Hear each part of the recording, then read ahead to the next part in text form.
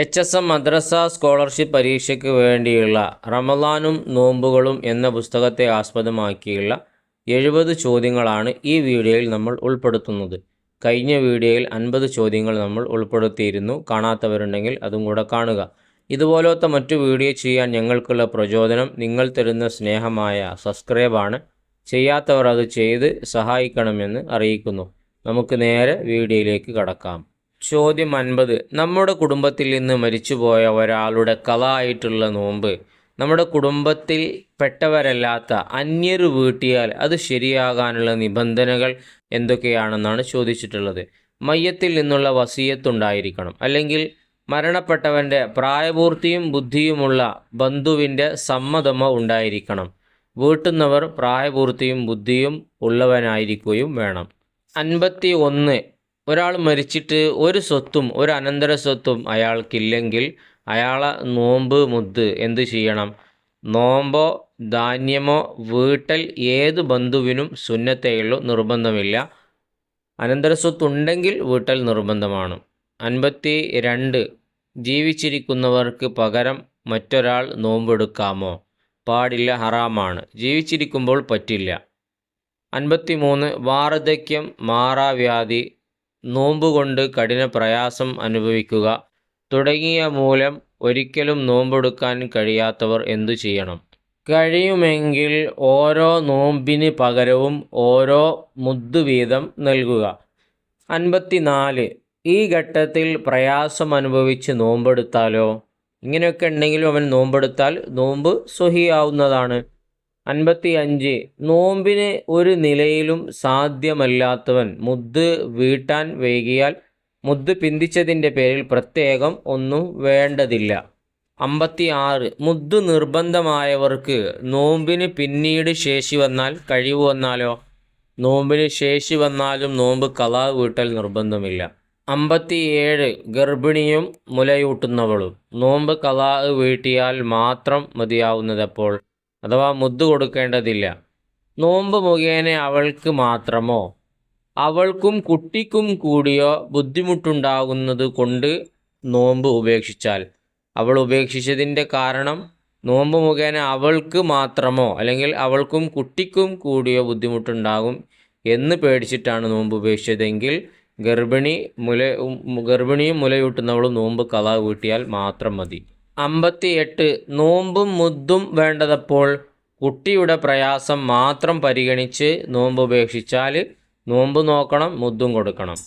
59. യാത്രക്കാരിയായ ഗർഭിണി ഗർഭത്തിന് വേണ്ടി നോമ്പ് മുറിച്ചാൽ ഖളാ വീട്ടലും മുദ്ദും വേണം. 60. യാത്രക്കാരിയായ മുലയൂട്ടുന്നവൾ ശിശുവിന് വേണ്ടി നോമ്പ് ഉപേക്ഷിച്ചാൽ ഖളാ വീട്ടലും മുദ്ദും വേണം. 61. നോമ്പ് ഉപേക്ഷിക്കാൻ ഒരു കാരണവുമില്ലാത്തവൻ റമളാൻ നോമ്പ് മുറിച്ചാൽ എന്താണ്? സംയോഗം കൊണ്ടല്ലാത്തത് കൊണ്ട് മുറിച്ചാൽ ഖളാ വീട്ടൽ മാത്രം മതി. സംയോഗമാവുമ്പോൾ കുറേ പരിപാടി വരുന്നുണ്ട്. 62. നോമ്പ് സംബന്ധിച്ച മുദ് സക്കാത്തിൻ്റെ അവകാശികൾക്കെല്ലാം നൽകാമോ? സക്കാത്തിന് 8 അവകാശികളുണ്ടല്ലോ.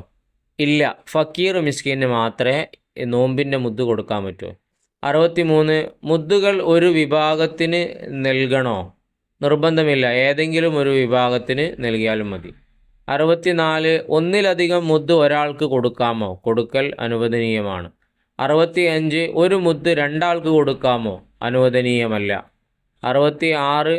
പൂർണ്ണമല്ലാത്ത മുദ് കൊടുക്കാമോ?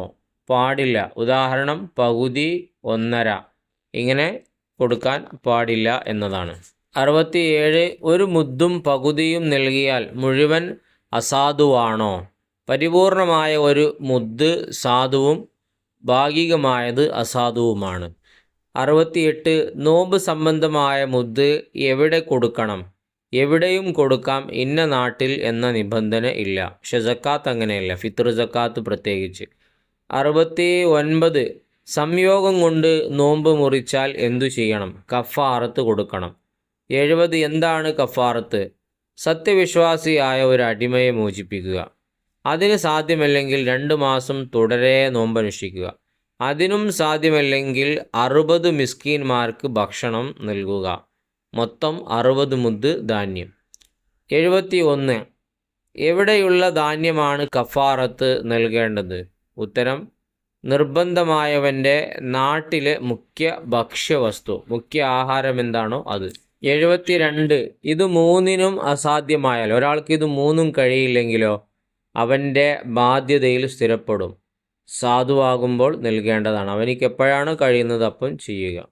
73. സംയോഗം കൊണ്ട് ഒന്നിലധികം നോമ്പ് നഷ്ടപ്പെടുത്തിയ ഓരോ നോമ്പിനും ഓരോ കഫാറത്ത് നിർബന്ധമാകും. 74. ഒരു പകലിൽ ഒന്നിലധികം സംയോഗം ചെയ്താലോ കഫാറത്ത് ഒന്നു മതി. ഒരു ദിവസം ഒന്നിലധികം ബന്ധപ്പെട്ടു ഭാര്യയുമായിട്ട്, അപ്പോൾ അവിടെ ഒരു കഫാറത്തെ വേണ്ടതുള്ളൂ. ഒരു കഫാറത്ത് എന്ന് പറഞ്ഞാൽ അറിയാലോ. 75. രണ്ടുപേരും കഫാറത്ത് നൽകണോ? വേണ്ട, ചെയ്തവൻ നൽകിയാൽ മതി. 76. നോമ്പില്ലാത്തവൻ റമദാൻ മാസം സംയോഗം ചെയ്താലോ കഫാറത്തില്ല. 77. കഫാറത്തിൻ്റെ മുദ്ദ് ഒരാൾക്ക് 60 ദിവസങ്ങളിലായി നൽകാമോ? ഇല്ല, 60 ആളുകൾക്ക് തന്നെ നൽകണം. 78. ഒരാളുടെ കഫാറത്ത് അവൻ ചിലവ് കൊടുക്കൽ നിർബന്ധമായവർക്ക് നൽകാമോ? പറ്റില്ല, പാടില്ല. 79. കഫാറത്ത് മഹല്ല് വിട്ട് കൊടുക്കാമോ? മഹല്ല് വിട്ട് കൊടുക്കാവുന്നതാണ്. 80. നോമ്പുകാരന് സുഗന്ധം ഉപയോഗിക്കൽ കറാഹത്താണല്ലോ, എന്നാൽ നോമ്പുള്ളവൻ മരിച്ചാൽ കഫൻ പുടവ സുഗന്ധം പുകയിപ്പിക്കാമോ? കഫനിൽ സുഗന്ധം പുരട്ടാമോ? ഉത്തരം മരിക്കലോടെ നോമ്പ് ബാത്തിലായി. കഫനിൽ സുഗന്ധം ഉപയോഗിക്കൽ സുന്നത്താണ്. 81. തറാവീഹിൻ്റെ സമയം എപ്പോൾ? ഇഷാ നിസ്കരിച്ചതിൻ്റെയും സുബഹിയുടെയും ഇടയിൽ. 82. തറാവീഹ് എത്ര റക്അത്ത് വീതമാണ് നിസ്കരിക്കേണ്ടത്? 2 റക്അത്ത് വീതമാണ് തറാവീഹ് നിസ്കരിക്കേണ്ടത്. 83. തറാവീഹിൽ ജമാഅത്ത് സുന്നത്തുണ്ടോ? ജമാഅത്ത് സുന്നത്താണ്. 84. റമദാൻ മാസത്തിൽ മാത്രം ജമാഅത്ത് സുന്നത്തുള്ള നിസ്കാരം വിത്ർ. 85. തറാവീഹ് നഷ്ടപ്പെട്ടാൽ ഖളാ വീട്ടേണ്ടതുണ്ടോ? ഉണ്ട്. സമയം നിർണയിക്കപ്പെട്ട ഏത് സുന്നത്ത് നിസ്കാരവും നഷ്ടപ്പെട്ടാൽ ഖളാ വീട്ടൽ സുന്നത്തുണ്ട്. 86. ഫിത്ർ സക്കാത്ത് നിർബന്ധമാക്കപ്പെട്ടതെപ്പോൾ? ഹിജ്റ 2-ാം വർഷം ചെറിയ പെരുന്നാളിന് 2 ദിവസം മുമ്പ്. 87. എന്താണ് നോമ്പും ഫിത്ർ സക്കാത്തും തമ്മിലുള്ള ബന്ധം? സഹ്വിൻ്റെ സുജൂദ് നമസ്കാരത്തിൻ്റെ ന്യൂനതകൾ പരിഹരിക്കുന്നത് പോലെ ഫിത്ർ സക്കാത്ത് നോമ്പിലുള്ള ന്യൂനതകളെ പരിഹരിക്കുന്നതാണ്. 88. ഫിത്ർ സക്കാത്ത് എപ്പോഴാണ് നിർബന്ധമാകുന്നത്? റമദാൻ അവസാനവും ഷവ്വാൽ ആദ്യ ഭാഗവും എത്തിച്ചാൽ ഫിത്ർ സക്കാത്ത് നിർബന്ധമാകും. 89. ആരാണ് ഫിത്ർ സക്കാത്ത് നൽകേണ്ടത്? ഒരാൾ അവൻ ചിലവ് കൊടുക്കൽ നിർബന്ധമായവരുടെയും ഫിത്ർ സക്കാത്ത് നൽകൽ നിർബന്ധമാണ്. 90. ഫിത്ർ സക്കാത്ത് നിർബന്ധമാകുന്നതിനുള്ള നിബന്ധനകൾ. അവൻ ചിലവ് നൽകൽ നിർബന്ധമായവർക്കും ആവശ്യമായ വസ്ത്രം, പാർപ്പിടം, സേവകൻ, അവൻ്റെ കടം, പെരുന്നാൾ രാപ്പകലിന് മതിയായ ഭക്ഷണപാനീയങ്ങൾ എന്നിവ കഴിച്ച് കയ്യിൽ എന്തെങ്കിലും ബാക്കിയുണ്ടെങ്കിൽ അതുകൊണ്ട് ഫിത്ർ സക്കാത്ത് കൊടുക്കണം. 91. ഫിത്ർ സക്കാത്ത് ഖളാ ആകുന്നതെപ്പോൾ? ചെറിയ പെരുന്നാൾ പകലിൻ്റെ സൂര്യാസ്തമയത്തോടുകൂടെ ഫിത്ർ സക്കാത്ത് ഖളാ ആകും. എന്നാലും ഉടൻ ഖളാ വീട്ടൽ നിർബന്ധമാണ്, ഉടനെ വീട്ടണം. 92. ഫിത്ർ സക്കാത്ത് നൽകാവുന്ന ആദ്യ സമയം. റമദാൻ 1-ാം രാത്രിയുടെ ആരംഭം മുതൽക്ക് തന്നെ നമുക്ക് കൊടുക്കാം. പക്ഷേ അതിൻ്റെ നിർബന്ധമായ സമയത്ത് ഈ വാങ്ങുന്നയാളും കൊടുക്കുന്നയാളും അതിന് അർഹരായിരിക്കണം. 93. ശ്രേഷ്ഠമായ സമയം. ഷവ്വാൽ മാസപ്പിറവി അറിഞ്ഞതു മുതൽ പെരുന്നാൾ നിസ്കാരത്തിന് തക്ബീറുൽ ഇഹ്റാം കെട്ടുന്നത് വരെയാണ് ഇതിൻ്റെ ശ്രേഷ്ഠമായ സമയം. അപ്പോൾ നമ്മൾ റമദാനിനെ ആദ്യ ഒരാൾക്ക് കൊടുത്തു, പക്ഷേ ഇതിൻ്റെ ഈ സമയം എത്തിയപ്പോൾ അയാൾ വലിയ പൈസക്കാരനായാൽ ആ ഫിത്ർ സക്കാത്ത് ശരിയാവുകയില്ല. കാരണം വാങ്ങിയ ആൾ അതിന് അർഹതയില്ലാത്തവനായിപ്പോയി. 94. പെരുന്നാൾ നിസ്കാരത്തെ തൊട്ട് ഫിത്ർ സക്കാത്ത് പിന്തിക്കുന്നതിൻ്റെ വിധി കറാഹത്താണ്. കാരണം ഉണ്ടായാൽ വിരോധമില്ല. എന്നാലും സൂര്യാസ്തമയത്തെ തൊട്ട് പിന്തിപ്പിച്ചാൽ അത് ഖളാ ആവും, നേരത്തെ പറഞ്ഞ പോലെ. 95. പെരുന്നാൾ ദിവസത്തെ തൊട്ട് ഫിത്ർ സക്കാത്ത് പിന്തിക്കുന്നതിൻ്റെ വിധി. ഉത്തരം ഹറാമാണ്. 96. എന്താണ് ഫിത്ർ സക്കാത്ത് നൽകേണ്ടത്? എവിടെയാണോ അവൻ ഉള്ളത് അവിടുത്തെ മുഖ്യധാന്യം ആഹാരം ഏതാണോ അത്. 97. എത്രയാണ് നൽകേണ്ടത്? 1 സ്വാ അഥവാ 4 മുദ്ദ്. 3200 ലിറ്റർ കണക്കിന് വരുമ്പോൾ. 98 ഒരു മുഖ്യധാന്യത്തിൻ്റെ വില കൊടുത്താൽ മതിയോ, പൈസ കൊടുത്താൽ മതിയോ? മതിയാവില്ല, ധാന്യം തന്നെ കൊടുക്കണം. 99 എവിടെയാണ് വിതരണം ചെയ്യേണ്ടത്? നിർബന്ധമാകുന്ന സമയത്ത് എവിടെയാണോ അവിടെ വിതരണം ചെയ്യണം. എന്നാൽ നമ്മൾ നേരത്തെ പറഞ്ഞ റമദാൻ നോമ്പ് ഖളാ ആയി പോയതിൻ്റെ മുദ്ദൊക്കെ കൊടുക്കുമ്പോൾ നമുക്ക് എവിടെയും കൊടുക്കാം. ഇത് അങ്ങനെയല്ല, ഫിത്ർ സക്കാത്ത് എവിടെയുള്ളത് അവിടെ തന്നെ കൊടുക്കണം. 100ാമത്തെ ചോദ്യം, ഫിത്ർ സക്കാത്തിൻ്റെ അവകാശികൾ ആരെല്ലാം? ഫക്കീർ, മിസ്കീന്, പുതുമുസ്ലിം, കടക്കാരൻ, യാത്രക്കാരൻ, മുസ്ലിം ഭരണമുള്ള നാട്ടിൽ സക്കാത്ത് പിരിക്കുന്ന ഉദ്യോഗസ്ഥന്മാർ, മോചനപത്രം എഴുതപ്പെട്ട അടിമ, അള്ളാഹുവിൻ്റെ മാർഗത്തിൽ യുദ്ധം ചെയ്യുന്നവർ. ഇങ്ങനെ 8 വിഭാഗക്കാർ. 101 വലിയവർക്കും ചെറിയവർക്കും ഫിത്ർ സക്കാത്ത് ഒരേ അളവ് തന്നെയാണോ? വലിയവരായാലും ചെറിയവരായാലും ഒരേ അളവ് തന്നെ. 102 ജാരസന്തതിയുടെ ഫിത്ർ സക്കാത്ത് ആരാണ് നൽകേണ്ടത്? ഉത്തരം, കുട്ടിയുടെ മാതാവ് അഥവാ വ്യഭിചാരത്തിലൊക്കെ ഉണ്ടായി ഉപ്പയെ അറിയപ്പെടാത്ത കുട്ടിയുടെ സക്കാത്ത് ആര് കൊടുക്കണം? അത് ഉമ്മയാണ് കൊടുക്കേണ്ടത്. 103 പിണങ്ങിയ ഭാര്യയുടെ ഫിത്ർ സക്കാത്ത് ഭർത്താവ് നൽകേണ്ടതുണ്ടോ? ഉത്തരം, നൽകേണ്ടതില്ല.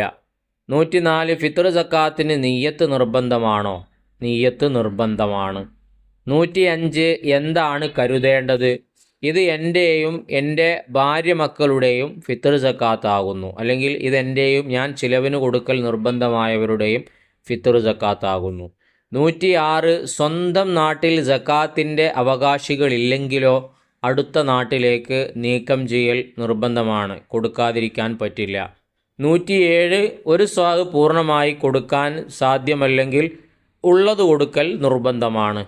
108 പെരുന്നാൾ ദിവസങ്ങളിൽ നോമ്പനുഷ്ഠിക്കുന്നതിൻ്റെ വിധി എന്താണ്? ഹറാമാണ്.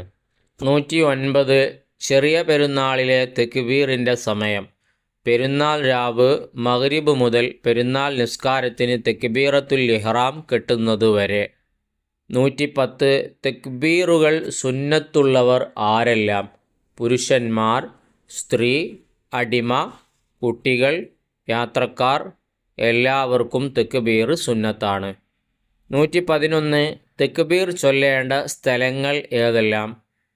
തെക്ബീറിൻ്റെ സമയം ആരംഭിച്ചതു മുതൽ അവസാനിക്കുന്നതുവരെ വീടുകൾ, പള്ളികൾ, അങ്ങാടികൾ തുടങ്ങി സംസാരം കറാഹത്തില്ലാത്ത മുഴുവൻ സ്ഥലങ്ങളിലും സന്ദർഭങ്ങളിലും തെക്ബീർ ചൊല്ലൽ സുന്നത്താണ്. 112 ചൊല്ലേണ്ട തെക്ബീറുകളുടെ എണ്ണം പരിധിയില്ല, സമയം അവസാനിക്കുന്നതുവരെ നിരന്തരമായി ആവർത്തിക്കുക. 113 പെരുന്നാൾ വെള്ളിയാഴ്ചയായാൽ വെള്ളിയിലെ ഔറാദിനാണോ തെക്ബീറിനാണോ ശ്രേഷ്ഠത? ഉത്തരം, തെക്ബീർ പെരുന്നാൾ ദിനത്തിൻ്റെ പ്രത്യേക അടയാളമായതിനാൽ തെക്ബീറിൻ്റെ സമയം അവസാനിക്കുന്നതുവരെ അതിനാണ് കൂടുതൽ പരിഗണന. 114 പെരുന്നാൾ ആശംസയർപ്പിക്കുന്നതിൻ്റെ വിധി എന്താണ്? ഉത്തരം, സുന്നത്താണ്. 115 ആശംസകൾ അർപ്പിക്കേണ്ട സമയം.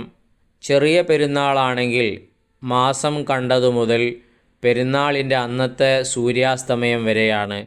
ബലിപെരുന്നാളിന് അറഫാ ദിനം സുബഹ് മുതൽ അയ്യാമു തശ്രീഖിൻ്റെ 14ാമത്തെ ദിവസം മഗ്രിബ് ബാങ്ക് കൊടുക്കുന്നതുവരെ ആശംസകൾ അർപ്പിക്കാം. 116 ആശംസകളുടെ വാചകം തഖബ്ബലല്ലാഹു മിന്ന വമിൻകും. 117 ആശംസകൾ അർപ്പിക്കുമ്പോൾ ഹസ്തദാനം സുന്നത്തുണ്ടോ?